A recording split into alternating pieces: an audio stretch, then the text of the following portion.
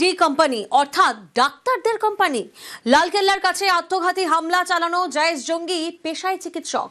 এছাড়াও জঙ্গি নেটওয়ার্কে আরও 4 ডক্টর। তাদের গ্রেফতার করেছে পুলিশ। উদ্ধার করা হয়েছে বিপুল বিস্ফোরক।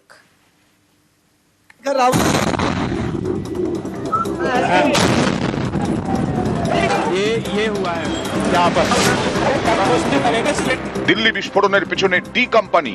ডি মানে দাউদ নয়, ডাক্তার।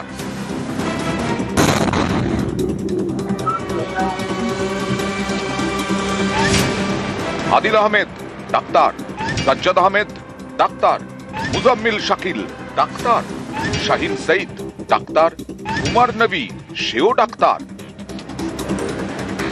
পেশায় চিকিৎসক, সাদা অ্যাপ্রন পরে ডাক্তারি করে, মানুষ বাঁচানোর কাজ। আর এরাই মানুষ মারার জঙ্গি, পাক জঙ্গি সংগঠন জৈশ ই মোহাম্মদের সদস্য।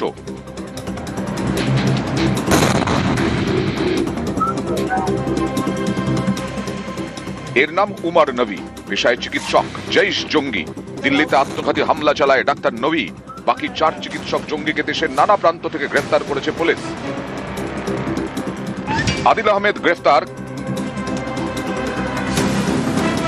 সাজ্জাদ আহমেদ পুলওয়ামা থেকে, মুজাম্মিল শাকিল ও শাহিন সঈদ দুজনেই গ্রেফতার হরিয়ানার ফরিদাবাদ থেকে।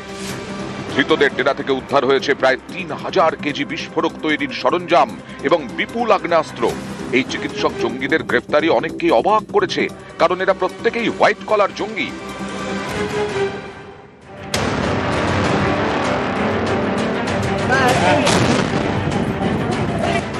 প্রত্যেকেই তথাকথিত শিক্ষিত, পেশাগত জীবনে প্রতিষ্ঠিত, ভালো চাকরি করে, ভালো টাকা রোজগার করে।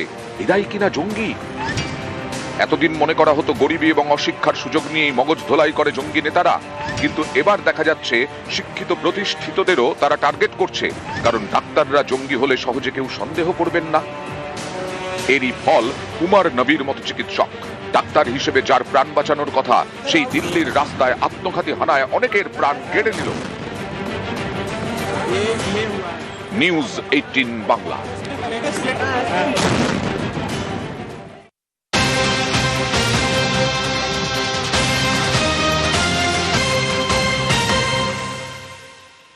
লালকেল্লার সামনে i-20 গাড়িতে বিস্ফোরণের আগে দিল্লির একাধিক এলাকায় এই গাড়িটি ঘোরাঘুরি করে।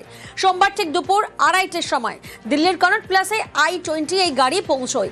যে গাড়ি আমরা জানি ঠিক সন্ধে 6:52 আচমকায় বিস্ফোরণ। যে বিস্ফোরণের জেরে একের পর এক গাড়িতে আগুন লেগে যায়। একাধিক মানুষ তারা আহত হয়েছে, নিহতের সংখ্যাও বাড়ছে। মৈত্রের প্রতিনিধি আমাদের সঙ্গে রয়েছেন।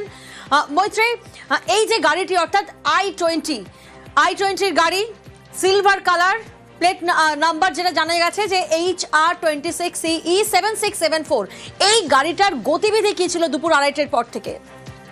দেখো, এই গাড়িটিকে বদরপুর বর্ডার দিয়ে 8টার কিছু পরে, সকাল 8টার কিছু পরে তাকে এন্ট্রি করতে দেখা যায় এবং সেখানকার টোল প্লাজা এদিকে আইডেন্টিফাই করা যায়। এবং ইনিশিয়ালি যেটা মনে করা হয়েছিল যে বদরপুর বর্ডার হয়ে, তারপরে রিং রোড হয়ে, আউটার রিং রোড হয়ে সোজা লালকেল্লায় এসে পৌঁছেছে এই গাড়িটি। কিন্তু যেটা পরে আরো সমস্ত গোটা রুটে সিসিটিভি ফুটেজ খতিয়ে দেখে বিশেষজ্ঞরা যেটা জানতে পেরেছেন যে এই লালকেল্লার পার্কিং স্পটে পৌঁছানোর আগে এই গাড়িটি অন্ততপক্ষে আরো 2-3টি জায়গায় ঘুরেছে। তার মধ্যে মায়র বিহার অন্যতম জায়গা এবং তার থেকেও বেশি তাৎপর্যপূর্ণ হচ্ছে কনট প্লেস, যেখানে 2:30 নাগাদ এই গাড়িটির গতিবিধি লক্ষ্য করা গিয়েছে। ফলে কোথাও একটা গিয়ে যারা তদন্তকারীরা রয়েছে তারা মনে করছেন যে এই বিস্ফোরণ যেহেতু কিছুটা তাড়াহুড়োয় করার চেষ্টা করা হয়েছে, কিন্তু সেখানে তারা চেষ্টা করছিল যে কোথায় ম্যাক্সিমাম ড্যামেজ করা যেতে পারে। সেই কারণেই সিপিতে গিয়ে থাকতে পারে এই গাড়িটি এবং সেখানে গিয়ে হতে পারে যে সেরকম ইনডিউসিভ পরিস্থিতি না পাওয়ার জন্যই তারপরে লালকেল্লার কথা ভাবা হয় এবং লালকেল্লার পার্কিং লটে গিয়ে 3:19 থেকে 6:48 পর্যন্ত গাড়িটি দাঁড়িয়ে থাকে এবং তারপরে সেখান থেকে গাড়িতে নিয়ে বেরোয় ডক্টর ওমর মোহাম্মদ এবং তারপর 6:52 বিস্ফোরণ ঘটায় একেবারে লালকেল্লার সামনে। বেশ, প্রিয়াঙ্কা।